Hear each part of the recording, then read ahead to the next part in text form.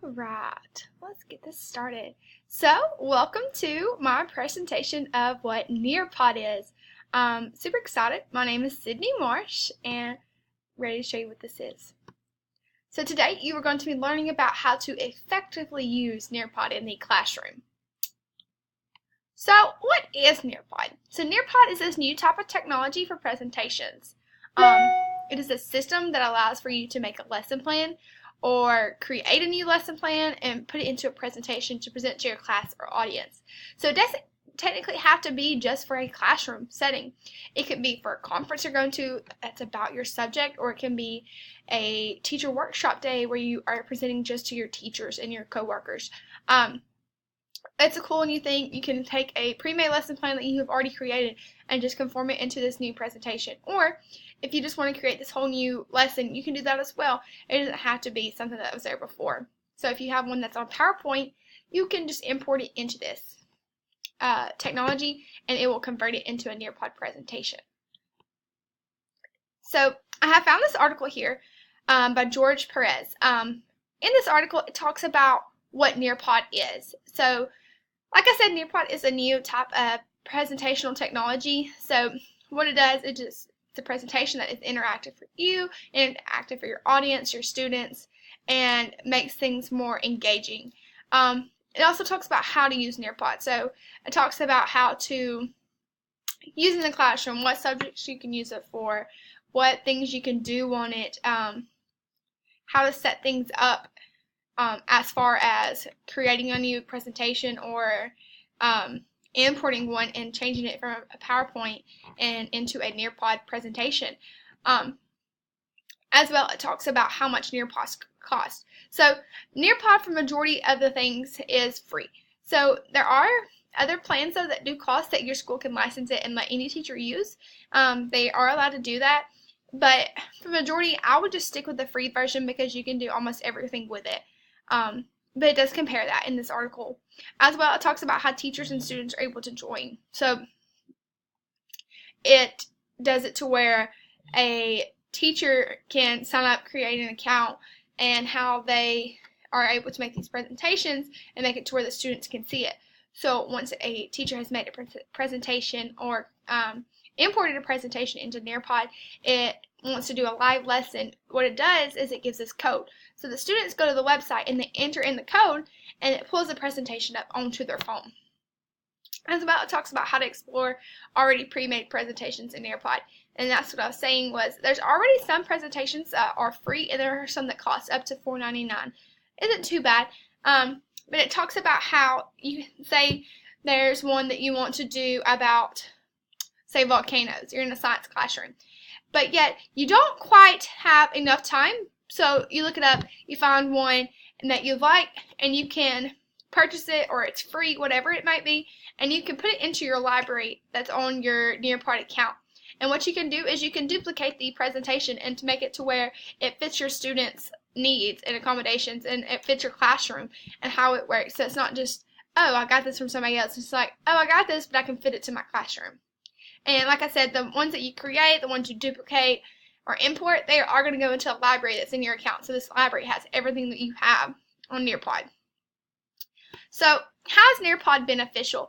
Nearpod allows for presentations to be on the students' devices. So like I said, it gives this code from the teacher to give to the students, and they pull it up on their device. So it's great for students who have special needs or who are dyslexic, so they don't have to just keep looking back and forth at the screen and doing things. They're able to actually have the presentation on their device. As well, it fully engages students. So in a video you're going to see later on, it talks about how the teacher can be in the discussion with them and in the discussion with the students. It's not just hey, sit here and listen to me lecture, hope you gain all the information. It's let me talk, let's discuss. What are you thinking? What are you not understanding? Like, what do you have questions on? As well, it provides instant feedback for the teacher. So in Nearpod, it can have these automatic like drawings or questions or quizzes, and the teacher can get what the student puts, so the teacher can assess then, do I need to go back over this information, or do the students understand, instead of having to wait to the test, taking a test and the student not doing so well, and then being like, okay, where did I mess up? Where did I go wrong to where I can reteach these students so they understand. As well, they have things where the students have a way to do a student-paced learning lesson. So say you have a whole majority lesson that you can do a live lesson for the week. You can also have a student-paced learning lesson. So when they're in groups or they're in stations, they have their own learning lesson, and that engages them, and as well it allows you to keep track of them and what they are doing.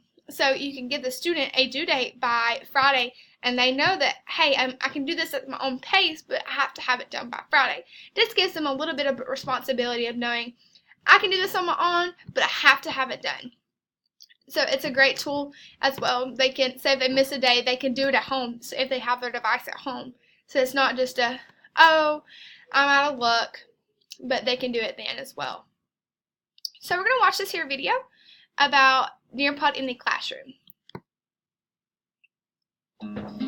I've been teaching 35 years. Just the technology in the last 2 or 3 years I think has just dramatically changed how I teach. Nearpod is so different from like a PowerPoint presentation. I would have a lot of old PowerPoint presentations and it was good, okay, but with Nearpod I can have my kids sit in a circle and I have eye contact with each one. I have a relationship with each kid. It's a group setting, it's a discussion setting, and the kids are interacting. They're actually drawing things, they're actually writing things down, they're thinking, they're typing things out. I can see exactly what the kids see, I can see exactly what they understand and what they don't understand, so I can assess right where they are. So much of what is done is lecture, and I see teachers who are fantastic lecturers, and I know the transition into Nearpod would just be easy for them to do. The experience with Nearpod has been fantastic. It has been probably one of the apps that I have used the most. Nearpod definitely, absolutely, is one of the best ways to deliver information. Alright, so in the video he talks about how he uses Nearpod in the classroom and how he does a whole group setting and allows for him to actually begin the discussion with his students. So it's not just him lecturing, the students listening, maybe not listening. It's hey, let's talk. Let's see what you do understand. Let's see what you don't understand. As well, it talks about how the students are able to, in the presentation, they're able to mark on the presentation of what they do understand and what they don't understand. And so it's a great tool for them to look back on, so that at the end of the day or at the end of the lesson or what they're doing, the student can reflect and then ask questions, so they're not forgetting. And because it's easy to forget when a question pops up at the beginning or in the middle of a lesson and you can't get to it, the student can remember it by the time that it comes. As well, it's a great tool, like he said, for being able to see what the students know right then and there. So like the question where he has about what purpose do the membranes serve, the students are able to answer that, and he's able to see that and understand if he needs to go back and explain things, or if he explained it enough to the students to know what the purpose of the membranes is. So what all can you do with Nearpod? Oh my, you can do everything almost. Nearpod is amazing. My favorite thing about it though is you can do virtual reality field trips. So I just learned about this and it's really cool. So virtual reality field trips are things that, say, not every class can go to the Grand Canyon or where like wars happen, but you can like type in these cities or type in these places and you can do a virtual reality of like where you're actually there, and like you can see the things around it, and it's so cool because it makes you feel like you're a part of it.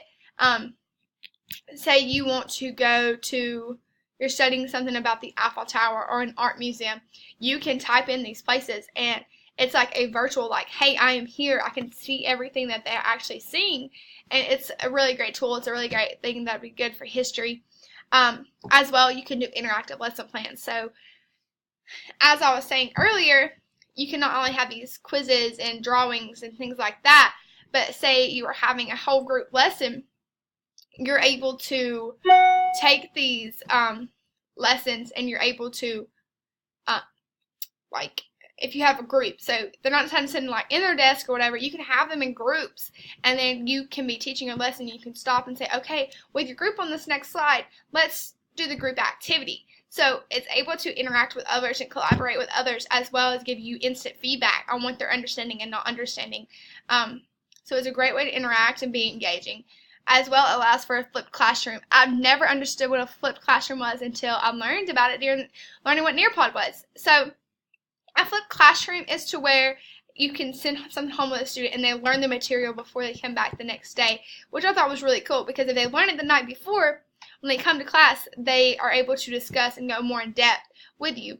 So this allows for you to create a presentation and give the students the code to the presentation, and they can look it up at home and do this a different type of homework, to where they can go and look at the lesson and learn the lesson, and then when they come back, you have other things to do, but you're going more in depth of what they're understanding or not understanding. You're able to answer more questions that they have, which I thought was pretty cool, because sometimes it's hard to get through the entire lesson in a classroom state because time is extremely not there. Like, it's just not there.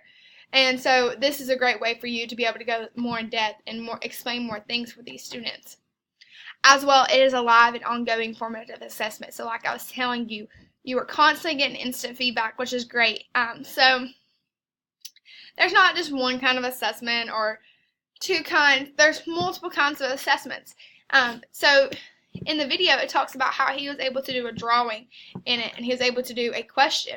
So if you didn't want to just do a quiz or true false or short answer, you can do a, hey, draw me what you see, or draw me what your understanding of this is. So it's able to do this, and as well, you're able to get these assessments back in a timely manner in an instant like this, just because you're not having to grade it by hand. You're not having to take the papers up, get the papers in the order. It's a, hey, let me shoot this to my computer real quick.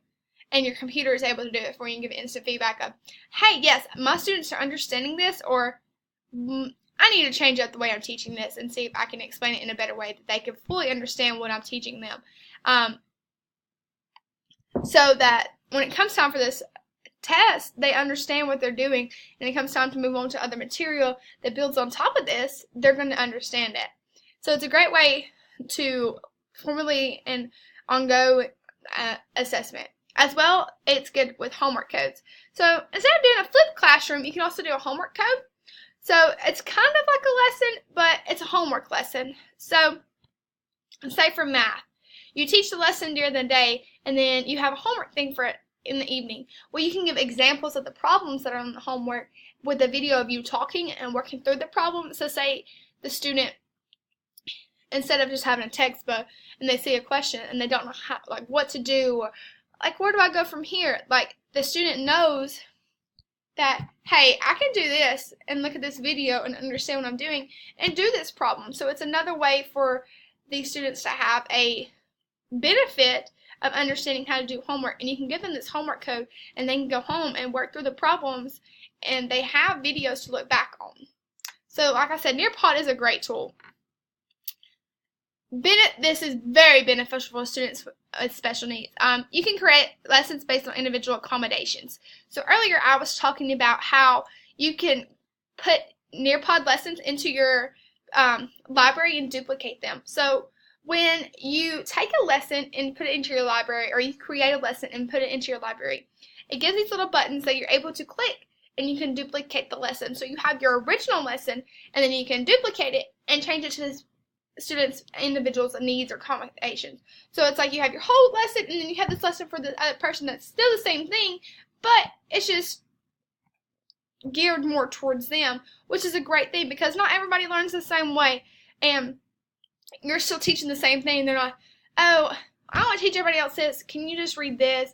And they're not getting the same thing. Just because they're special needs does not mean that they do not deserve the same attention and same lessons, because they're just as much a part of the classroom as anything else, because classrooms nowadays, gen ed classrooms, are becoming more inclusive. So we have to be prepared for these students, and we have to be including them. And a great way to do this is being able to take these lessons and duplicate them and change them, but still be a part of the main lesson. As well, with these lessons, you're able to chunk them, which is a wonderful thing, because not every student can learn the entire lesson at once. So you're able to chunk it into multiple sections. So say there's one big section, we can chunk into 3 little ones, and it's able to, the student can have a better attention span and learn more from it, instead of dozing out in the middle of it or in the beginning of it.